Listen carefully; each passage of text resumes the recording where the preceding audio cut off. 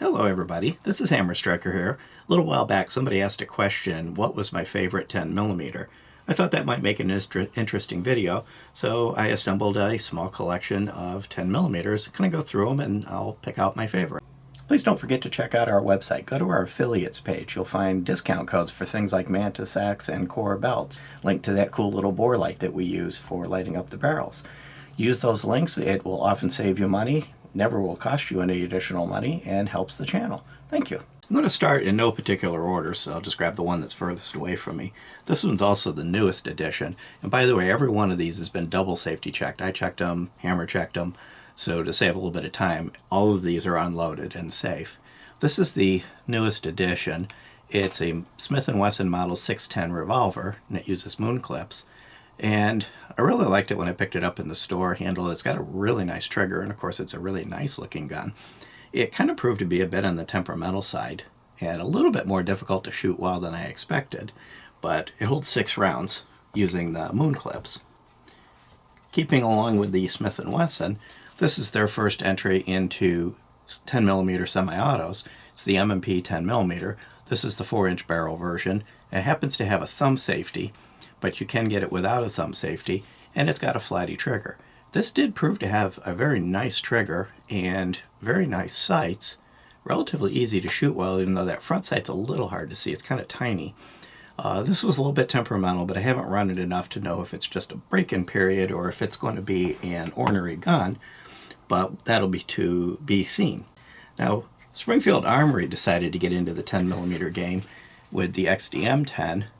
This one happens to be the 4.5. There's also a 3.8 sitting right here. Pick that up. 3.8. Then it's the XDM Elite that has the magazine well. These are really solid entries into the 10mm. I liked these from the moment I first shot them. They worked well from the moment I first shot them.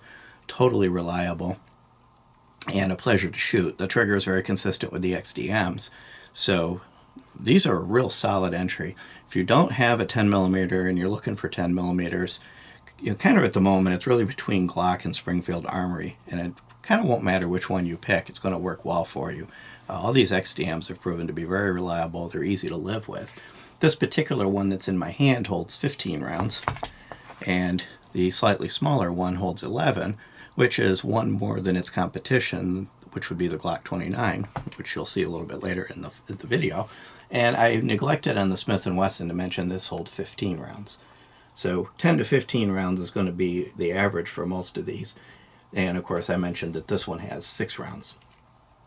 So these two XDMs are really solid entries. I really, really like both of these guns, and they work well. Now, we can't ignore the beauty in the room. The Colt Delta Elite. This is a 1911 style 10mm. Absolutely beautiful gun. Wonderful grips, nice pattern on them. You've got the Delta Elite emblem, kind of a matte finish on the top to make it less glare. Wonderful trigger. It has a 1911 trigger, and everybody knows the 1911 triggers are awesome. It's a 70 series design, so without the plunger, it's a real crisp, clean trigger. A little bit limited capacity. It does hold 8 rounds. It's a heavy gun, so it handles recoil really, really well. And when you fire it, you get that mechanical feel. You feel the gun operate. You feel the recoil, the slide come back, the whole experience. It's not as clinical as most of the polymer wonders. When you fire this, you're part of that whole experience. Recoil is very manageable, but it's a very mechanical feel. It's kind of hard to describe unless you actually shoot one.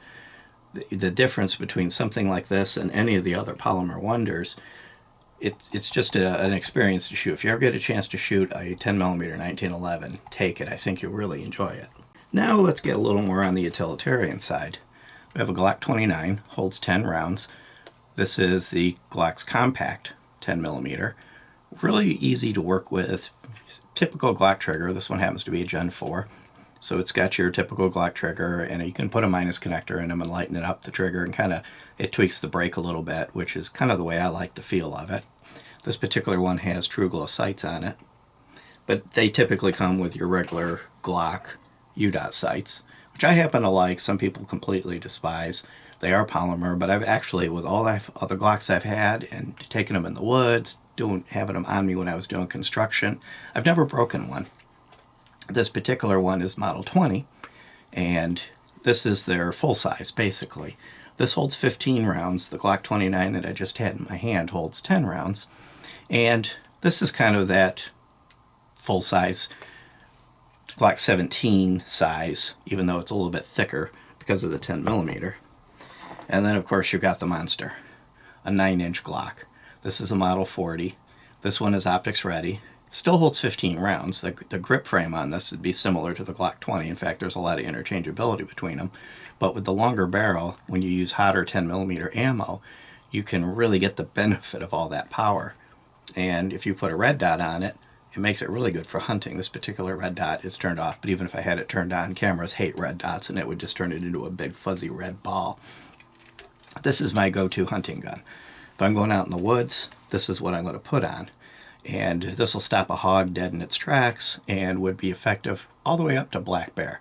I don't know if I'd go after a grizz with this. I probably would move up to the 454 Super Red Hawk, which will definitely take care of a grizzly. But down here in Florida, black bear, panthers, hogs, that's really what you're going to have to deal with. And this would easily see to any of those. And now for the odd one out in the collection here. This is a high-point carbine. A couple interesting things about it. It's a high-point. Their carbines are actually really nice. The triggers aren't spectacular. Nothing on these is spectacular, but they actually are really good. They work well.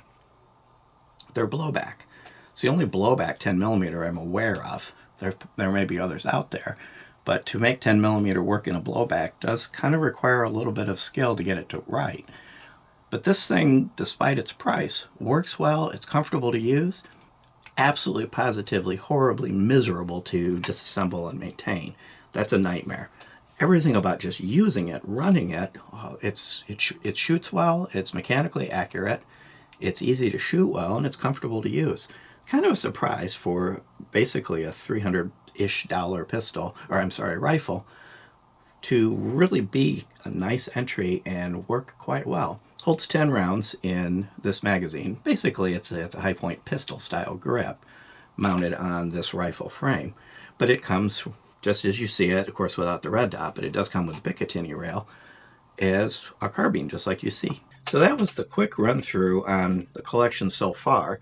As much as I like 10 millimeters, I guarantee you this collection won't stop here. But from what I've got here, now let's get to the point, answer the question. Of all of these here, which one is actually my favorite? It's this one. It's the Glock 40. I take it hunting. It's truly fun to shoot at the range. It's an impressive looking thing. It's kind of interesting for a Glock, which tend not to overall be very interesting looking. This is the one I'm most likely to pick up most of the time, whether I'm going into the woods, going to the range, or just wanting to check out, a large, interesting 10 millimeter. This would be my favorite. A couple runners up. Got to give this credit for just being so nice to look at. It's just a beautiful gun. And overall, you kind of got to give it credit for that. And then the last piece I would say is most useful. So this one can go to the woods for hunting. It can go if you got to go out someplace that you really kind of don't want to go because it's not the safest place to go, but for whatever reason you got to go, you may upgrade to this.